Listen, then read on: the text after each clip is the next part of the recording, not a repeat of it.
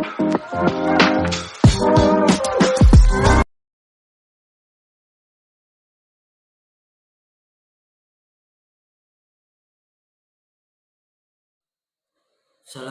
warahmatullahi wabarakatuh.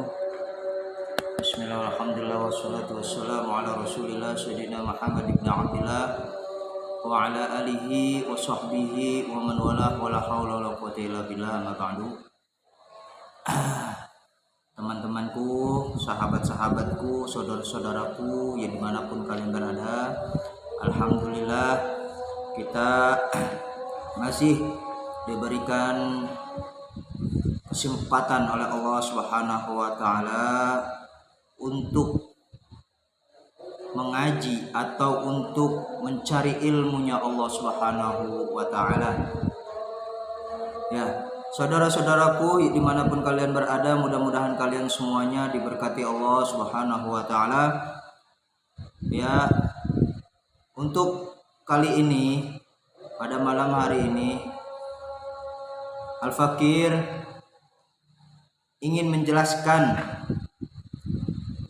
atau ingin memulai kembali daripada pengajian kita, yaitu pengajian di mana pengajian ini mungkin sudah lama vakum ya. Jadi Al-Fakir ingin memulai kembali ya, minta doanya mudah-mudahan Al-Fakir diberikan keistiqomahan oleh Allah Subhanahu wa taala dalam menjalani dakwah ini ya. Dengan cara apa? Dan juga jangan lupa dukung kami dengan cara like, share, dan subscribe channel ini ya. Baik, saudara-saudaraku dimanapun kalian berada, untuk kali ini Al-Fakir akan membacakan sebuah kitab, dimana kitab ini yang sangat kecil tapi sangatlah berfaedah atau bermanfaat, yang dikarang oleh Syekh Umar bin Ahmad Barojah, yaitu Akhlaqul Banin ya. Baik teman-temanku sekalian dimanapun kalian berada, kenapa kok Al-Fakir akan menjelaskan tentang Akhlaqul Banin yang sebelum-sebelumnya mungkin Al-Fakir sudah menjelaskan tentang ilmu tajwid ya. Terus ada penjelasan dari Al-Fakir ya, karena ya, Al-Fakir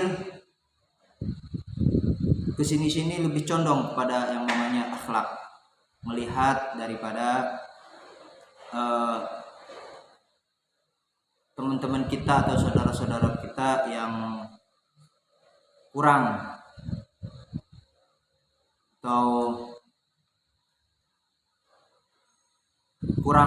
mengetahui tentang bagaimana cara berakhlaknya. Baik, bismillahirrahmanirrahim.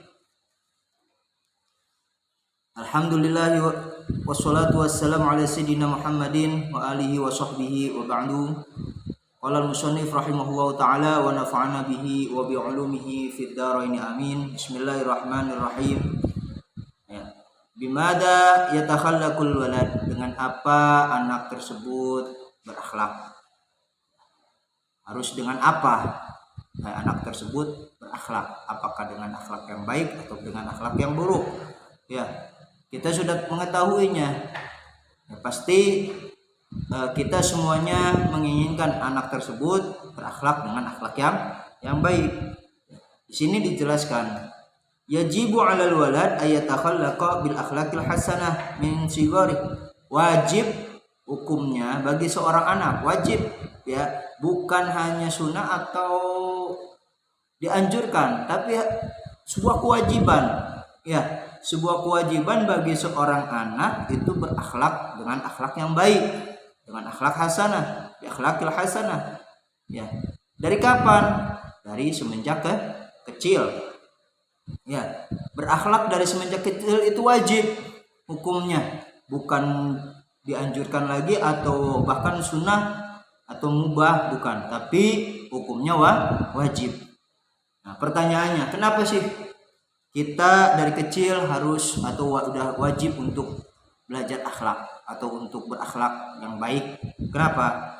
Ya, di sini dijelaskan di ta'isha mahbuban fi kibari, agar supaya nantinya ketika udah besarnya hidup dalam keadaan dicintai, ya disenangi oleh banyak orang. Kalau misalkan kita itu semenjak kecil kita sudah berakhlak dengan akhlak yang baik, ya seperti contohnya Rasulullah SAW, ya Nabi kita Muhammad SAW, beliau semenjak kecil beliau sudah berakhlak, ya berakhlakul karimah, yang nggak pernah berbohong, ya, selalu menepati janji, tidak pernah berkhianat, tidak pernah ingkar janji, ya selalu jujur orangnya dari semenjak kecil.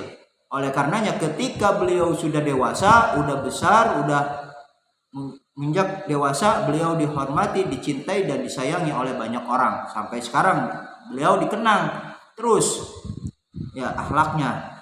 Bagaimana sabda Rasulullah SAW, ya innama bu'istu liutammima makarimal akhlak.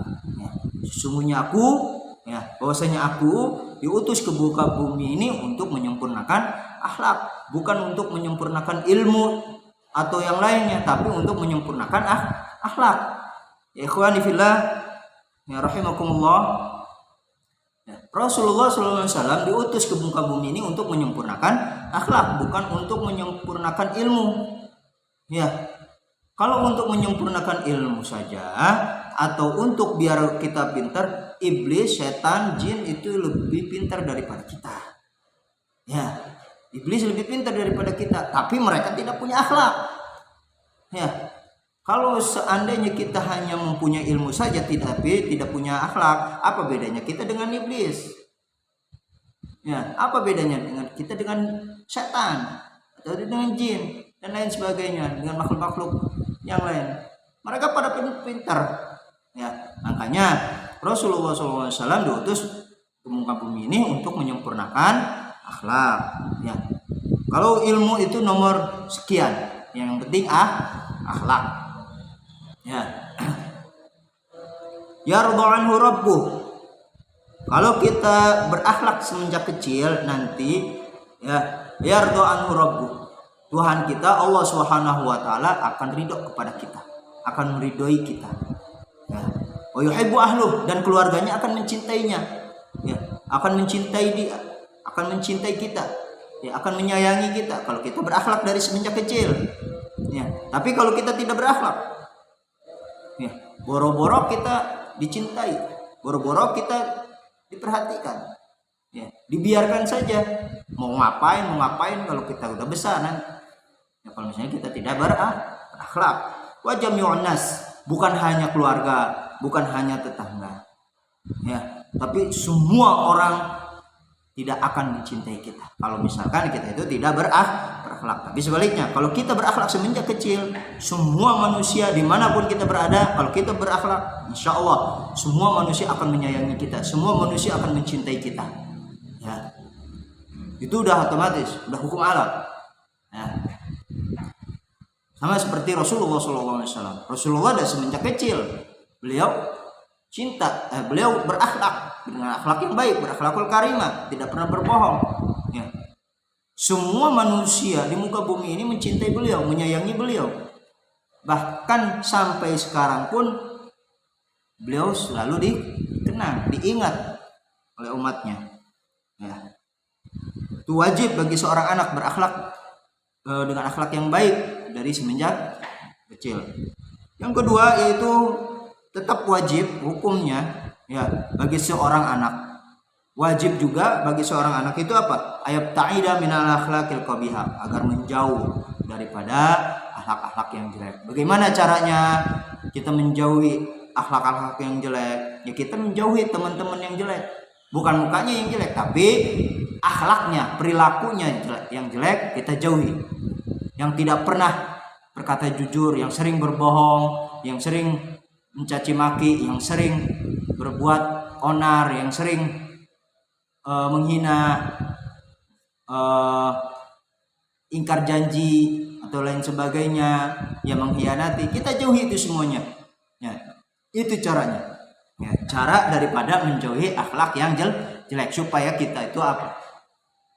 Diridhoi oleh Allah Subhanahu wa taala. Kaila yakuna makruhan, supaya atau agar kita itu tidak dibenci oleh orang. Ya, kalau kita menjauhi akhlak yang jelek, kita supaya tidak dibenci oleh orang. Ya. Coba kalau misalnya kita ngedeketin. Kalau kita ngedeketin orang-orang yang akhlaknya yang jelek, otomatis apa? Kan ikutan dibenci. Walaupun kita itu apa? Tidak melakukan hal itu. Ya, karena kita bergabung dengan orang-orang yang mempunyai akhlak yang jelek, maka kita akan ikut-ikutan, dia akan disalahkan oleh orang lain. Ya, walaupun kita nggak pernah atau nggak melakukan hal itu. Misalkan si fulan mengambil mangga atau mengambil buah-buahan di tempat orang lain, ya nyolong lah istilahnya, maaf. Ya, karena kita ikut sama dia, ya sama orang tersebut, walaupun kita diam aja di situ, otomatis kita juga akan disalahkan. Kenapa? Karena kita termasuk daripada golongan mereka. Ya, itu. Makanya kita harus menjauhi akhlak yang jelek, atau caranya menjauhi akhlak yang jelek itu adalah menjauhi orang-orang yang mempunyai akhlak yang jelek. La yarda anhu rabbuh wa la yuhibbu ahlu. Ya, tidak diridhoi oleh Tuhannya dan tidak dicintai oleh keluarganya. Udah jelas. Kalau kita misalkan tidak berakhlak yang baik, tapi berakhlak yang jelek. Ya, kalau kita menjauhi, ya, kalau kita menjauhi akhlak yang jelek, maka kita akan diridhoi oleh Allah dan akan dicintai oleh keluarga kita. Tapi sebaliknya, kalau kita mendekati akhlak yang jelek atau kita selalu bergabung ya dengan dengan orang-orang yang mempunyai akhlak yang jelek, maka keluarga kita, semua orang tetangga kita akan angka kita itu mempunyai akhlak yang jelek. Ya, itu dua kewajiban bagi seorang anak, ya, agar kita itu berakhlak dengan akhlak yang baik. Ya. Ikhwani rahimakumullah, ikhwani fillah rahimakumullah. Ya. Karena akhlak yang jelek akan mempengaruhi kepada kita semua, dan juga akhlak yang bagus. Semuanya itu tergantung daripada temannya. Kalau teman kita itu bagus, ya walaupun kita belum sempurna, tapi karena kita bergabung dengan teman yang baik, teman yang berakhlak yang mulia, berakhlak yang baik, ya penghafal Al-Quran, sering hadir majelis taklim, ya walaupun kita itu belum sempurna akhlaknya, ya, dengan tidak secara langsung kita juga akan kena imbasnya, akan terkena wanginya. Sama seperti misalkan kita bukan seorang tukang minyak wangi, tapi teman kita seorang tukang minyak wangi. Karena kita sering bergabung dengan mereka, dengan teman kita itu yang tukang minyak wangi, otomatis kita juga akan ikutan wangi. Dan sebaliknya, kalau kita selalu ikut-ikutan ya dengan orang-orang yang mempunyai akhlak yang jelek, ya, ikut-ikutan dengan orang-orang yang mempunyai akhlak yang jelek, kita akan kecipratan kejelekannya. Walaupun kita misalkan nggak ikut campur, nggak masuk ke dalam mereka, nggak ikut-ikutan, tapi karena kita bergabung dengan mereka, dengan orang-orang yang tidak mempunyai akhlak yang baik, kita akan kecipratan. Ya, sama seperti orang yang teman kita itu sedang gali comberan atau comberan. Ya, kalau sebenarnya misalkan kita dekat-dekat sama mereka, ya ikut gabung sama mereka dengan orang-orang yang gali comberan itu, otomatis kita juga akan terkena cipratan comberan tersebut, akan terkena najisnya. Ya sama seperti itu. Ya, makanya kita diwajibkan untuk menjauhi akhlak yang jelek. Tapi kita harus mendekati atau berakhlak dengan akhlak yang baik. Dari kapan? Dari semenjak kecil. Ya, ini satu pesan ya, untuk kita semuanya, khususnya untuk Al-Fakir. Ya, pesan dari guru Al-Fakir Habib Hasan bin Ahmad Baharun. Beliau pernah berkata, jadikanlah ilmumu sebagai garam dan akhlakmu sebagai tepung ketika membuat sebuah adonan. Ya, misalkan ya, tadi saya Al-Fakir sudah mengatakan jadikanlah ilmu tersebut sebagai garam dan akhlak sebagai tepung ketika bikin adonan. Nah, kita bikin adonan, misalkan bakwan atau bala-bala, ya gorengan, mana yang lebih banyak, tepungnya atau garamnya? Ya, pasti kita akan memperbanyak tepungnya, bukan memperbanyak garamnya. Coba kalau kita memperbanyak garamnya daripada tepungnya, diambil nggak sama orang? Kan tidak.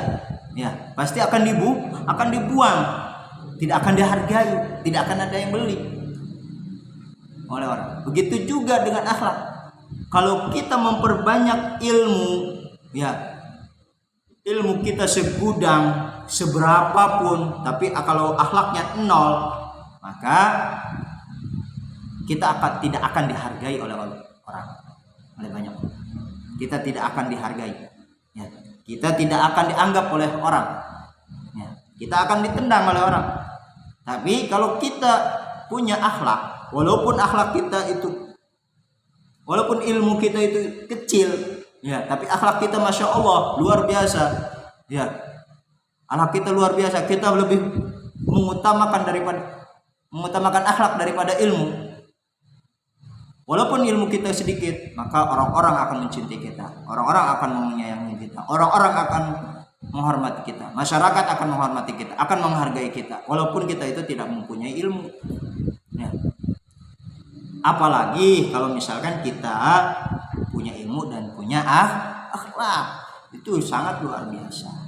Ya, yang punya ilmu, yang sudah punya ilmu, yang pintar, tetaplah dengan rendah hati, tidak boleh sombong.